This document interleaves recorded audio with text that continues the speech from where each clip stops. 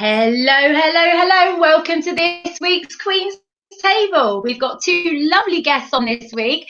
We have Hannah Golding and Jade Dando. Hello, girls. How are you this evening?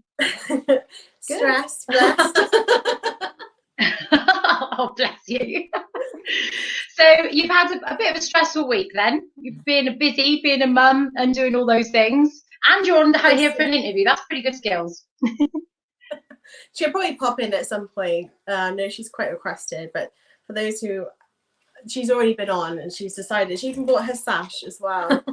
She bought her sash. She didn't want to be left out. That's very limited appearances, so she's pretty good. Oh, bless her. She's an absolute cutie. She's looking more and more like you. Every time I see pictures of her, I see her, I'm like, she's just getting more and more like you every day. She's a little diamond, isn't she? In looks and attitude. Oh, bless you. Well, it's lovely to have you both on. We've definitely got two double trouble this evening, which I like. So I'll start off by asking you both, how did you both get into pageants? So I started pageantry in 2010. It's coming up to my 11th year this year, actually, a little bit of a veteran. And I actually started with the Miss Sunday Heat. It was my first ever pageant. I see George has commented there. I'm so blind, I can't see. And so then You're saying, hey! I got the pageant bug from there, competed in national pageants, met the Wiltshire Beauty Queens. Obviously, Georgia, one of the original ones there. We then held the Heat, the Miss Wiltshire in 2014, and that's when we met Jade and Paige and Emily. And then, yeah, since then it's been pageants, national, international, sparkles, everything. Stress, babies, marriage, like you name it. None of those. You've literally done it all, haven't you? That's good. So how did you get into pageants, Jade? So I was at a dance festival. It was actually in 2030, and I got scouted for a system. I couldn't even tell you what it was called now. It doesn't exist anymore. And it was all like purely like photos. You paid to vote, and then if you got so many points, you went to the live finals. And then after that, I thought I was a bit intrigued by it. And then I saw the adverts in Miss Swindon, and yeah, it turned up. Nearly backed out last minute. And that's when I met Hannah, Georgia, Ruth Wade, all big queens now. And yeah, and that was it. I've ever since then, you catch the bug, as they say, and here I am nearly 7 years on. Oh, it's amazing, isn't it? How you sort of develop friendships and meet people, and they're friends for life. That is. Hello, Penelope. Oh, you are looking very nice this evening. Yeah. What have you got there? Oh, so you've got a statue. Tell me, what have you won? What's your little title? What does it say on there? It says Baby Miss International. First international title holder out of us all. Yeah, she beat me to that. Oh, that's amazing. Well done, Penelope. Also, this evening, just a reminder to all the viewers as well, if you do have any comments for Hannah and Jade, please put them in the comments and I will ask them any questions you like. So, okay, so can you both tell me a little about your current titles? If we start off with you, Jade. So what's your current title at the moment, and you know what got you into that system? So I'm Young European International Miss Wiltshire, and I have been since November, I want to say 2018 now. Yeah. Whew, yeah, so I signed up right before the 2018 finals when Hannah got Queen of Queens. Competed in 2019, place fourth runner-up, and then still waiting for the finals to happen. Obviously, COVID has delayed things, so I'll be competing next February now. Okay. What about you, Hannah? So what system are you going for this time, and why? So of course I handed over my yes, I mean you can do it, Penelope. I handed over my YEMI spokesmodel title last summer. I was awarded the YEMI Lifetime Queen title. So with that, it means that I can. It means that I can compete in different pageants but still have a crown. Should I not win or not continue on pageantry? And I decided, Penelope, I know you see how hyper she is.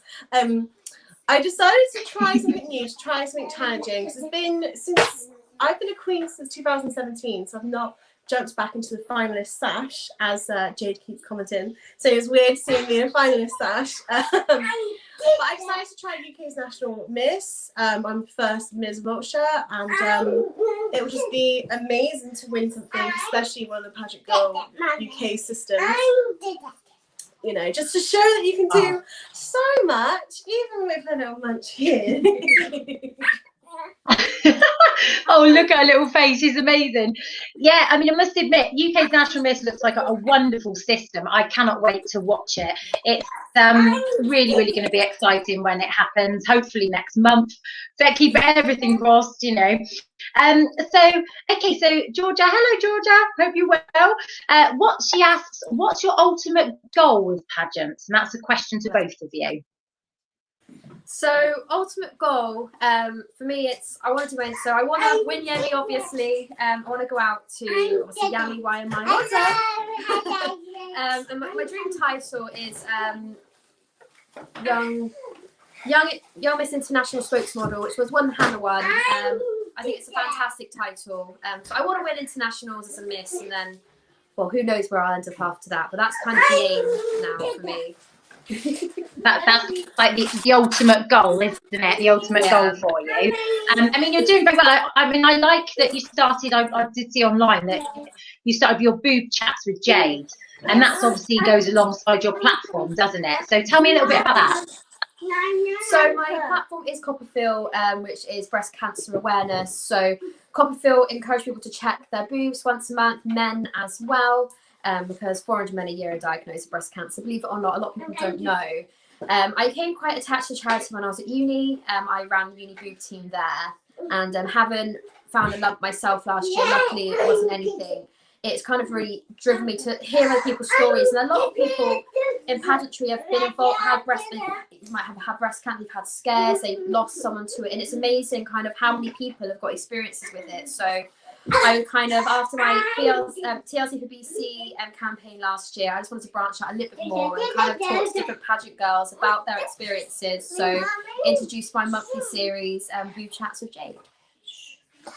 Oh, it's fabulous. I remember a couple of years ago, wasn't it, Hannah and Jade, at the training day in Swindon, when it was all about Copperfield, and we had lots of photos taken with loads of balloons that said boobs, and there was a really interesting lady there that had a really good chat with us that was explaining a really good way to check your boobs, keep you safe, and it was a really informative chat, wasn't it? And you know, it was a really, really good afternoon. So that was really, really good. So going back to you, Hannah, Georgia asked, what's your ultimate goal within pageants? Well, I think I've already achieved my ultimate goal. I've won an international title, won 2, and I absolutely love the system that I got to represent and still get to work with. Maybe this one to get her into pageants. Yes, you don't want to show your pants then. Okay, you going to show your dress? Oh! No. Okay, she can't really see it because you're off the camera, but okay. She's just showing us censored. But just to that's a pretty dress. expand Sparkle and Rhinestones and, you know, make that more successful, and just kind of help other people achieve their goals. Yeah, that's it. So go back to Sparkles and Rhinestones. Can you tell me a bit more about that? I mean, how did that start and how long's it been going? And what's, you know, just tell everyone that maybe doesn't know about it what it's about. So Sparkles and Rhinestones is coming up to its 4th year now. We started in March 2017. I kind of started because when I first started pageantry, there was no advice site for UK. There's loads in America, but there's nothing here in the UK. So I decided to have something to share the positive stories, to share platforms, information, so people can search and find out all about. So I never interview kids. All about different pageant systems and all about platforms. It kind of just grew from there, and that's the same with the book. So obviously we have 2 books now. We have the pageant manual, and then now the ultimate pageant handbook. And once again, it was the first of its kind for the UK, and it's just kind of growing further and further. We now get to sponsor pageants, we get to all that, and of course for me, it's something I get to do that keeps my brain sane, looking after this one the whole time. Because as you can tell, it's not as glam as usual. Yes. No, you're definitely super mum, but that's it. Just shows you can do everything at once. That's perfect, isn't it? I mean, with your books, I mean, I must admit, I remember when your first one came out. I mean, you must be very proud of like your second one. I think in between there was an online version as well, wasn't there? I remember getting that one, and that's fabulous. You know, how did you feel when you got that first box of books through the post? You're just really proud and just really happy that you'd achieved so much. So yes, to have the book was amazing, because the second time around, the first one, the manual, I wrote very quickly because I had the basis. I had a 30-page charity book that we did in 2018 with all the information. So I'm just watching that she doesn't knock this line down. But the handbook took a lot longer. It took a few months, especially as I'd always write at night time. I'd get the inspiration at night time, and then this one would wake up and demand attention. So, you know, always fun. But to actually see the book in my hand, and it was so thick as well. It was over 400 pages, which was amazing. Hello. So yes, very proud moment, and we've sold a lot, and they're still on for sale, and it's just nice when people, when they give me their feedback. That's the best thing about it, to realize that it has helped people. You know, because you have to think of everything. So there's literally everything in the book, like all the things that we just pass off if we've been competing in pageants for a while, but it's like looking at it from a complete newbie. Yeah, that's really good. I mean, it's such an achievement, and it's great for like newbies come in and they've got a book and they can have a look and sort of, you know, get to sort of have a sort of insight. Just things like, you know, lists and bits and pieces and interview questions and practice things. They're all really useful, especially because I remember when I first started, I didn't know a thing, you know, and it's quite nice if someone's coming and just have that a manual there and be like, oh yeah, this is really useful. They can refer to it, you know, go to bed at night with a cup of cocoa and read away. It's brilliant. So I know you've done a lot of charity work for Mind, but what's the main charities you actually support and raise money for? So Mind is the main charity I fundraise for, because my platform is mental health. For someone who has suffered with mental health throughout their whole life, and there's loads of different things that I could talk about on my platform all day, but it's fundraising for Mind is something that I'm passionate about, especially with the pandemic. It's a service that a lot of people require, whether it's just going online, whether it's just just looking at herself. And so we've raised over 800 in this past year. But there are other charities I fundraise for, more collections. So of course I'm doing a collection for the local woman refuge of collecting children's books. Last year we collected 125 in a month, and I wanted to get that to 150 for World Book Day. And right now I think we're in the 70s already, and I only launched it last week, so really happy with that. Oh, that's fabulous. There's a couple of comments here. George Newcomb says both looking beautiful, and there's a Facebook user which I don't know who that is, but they've got a massive heart and say these two women. So you've got people watching that's supposed to support you very much. Ruth, hello Ruth. She's got a question here. If you could give your past self one piece of advice before your first pageant, what would you say? Yes, Cleo says hi to Penelope. She's also not in bed. She's got dinosaur cards. So Jane, let's take that question first. I think the piece of advice I'd give to myself is just to enjoy it more and actually have a bit more faith in myself, because I nearly backed out like at the last minute.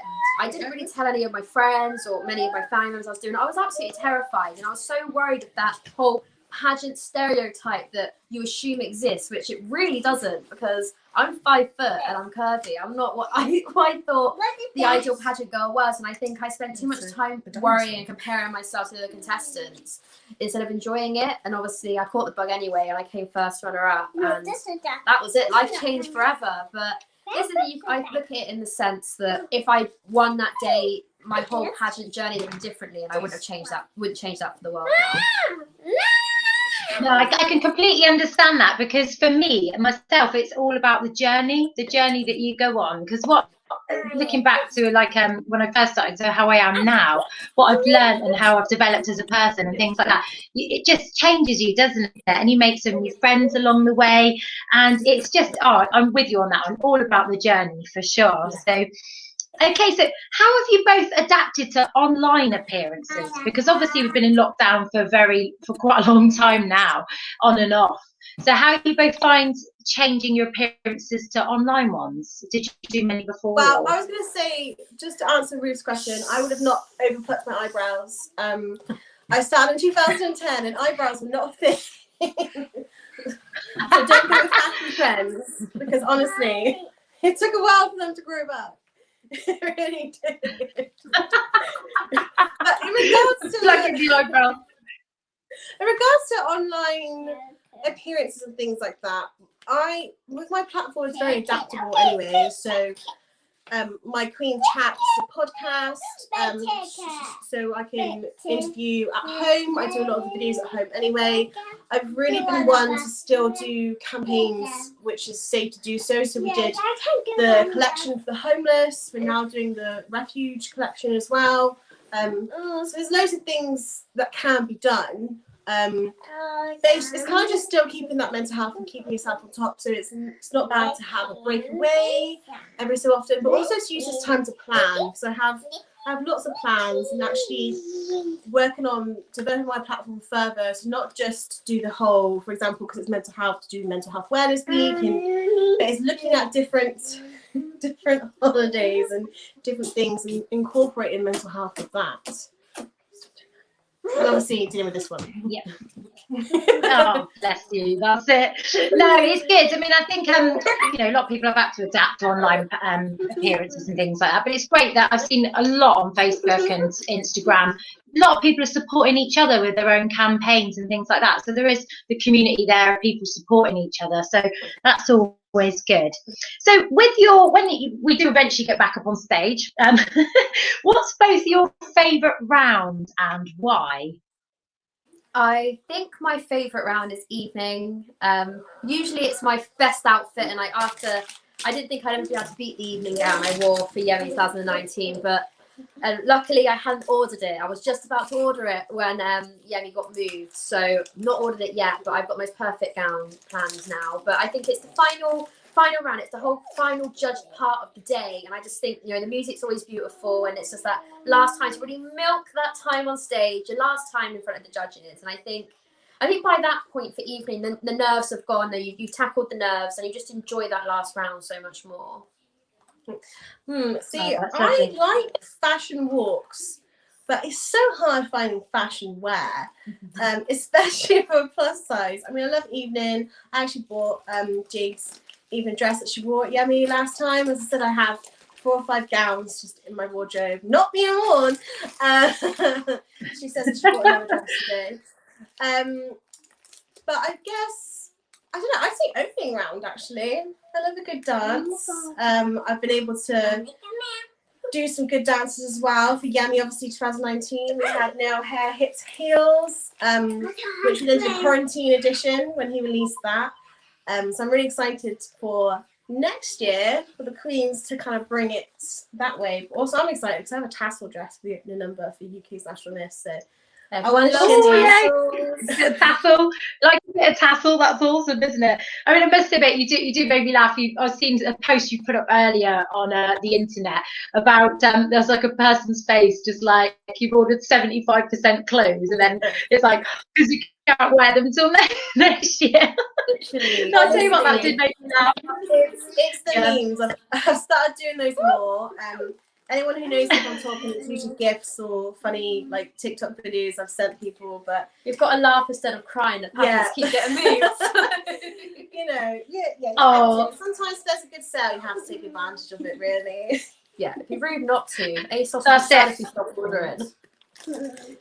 Yeah, it's got to be done, isn't it? I mean, I must admit, going back to TikTok, we loved your videos in lockdown. In this family, we did, Hannah. And my daughter still requests to watch the one with the dress with pockets. You know, when you put in your hands and you're like, this dress has pockets. Every pageant I love it. Pockets in their dress. I know, but it really is good though, isn't it? There's nothing like putting on a dress and you have got the pockets there. It's fabulous. Yeah. Okay, so we'll do one last question. And then we'll let you get back to your lovely little girl. Love that. Okay, so what's your favourite ever appearance that you've done? Your favourite one of all time? We'll start with Jade. Oh, that's really hard, I think. I don't know. I'd have to split it between two if I can. So one of them is Royal Wootton Bassett Carnival. And so Royal Wootton Bassett's the town that I live in. I've lived in for 8-9 years, I don't know. But I've done that appearance every year apart from one. I did it in the pouring rain. It was my first ever thing I did as Miss Swindon runner-up. Yes, I did appearances as a runner-up, but I loved it. And to get sash, do it. Literally, like, you know, I love the town I live in, and you know, I was walking alongside the mayor, and obviously then all the queens joined me, and I loved it.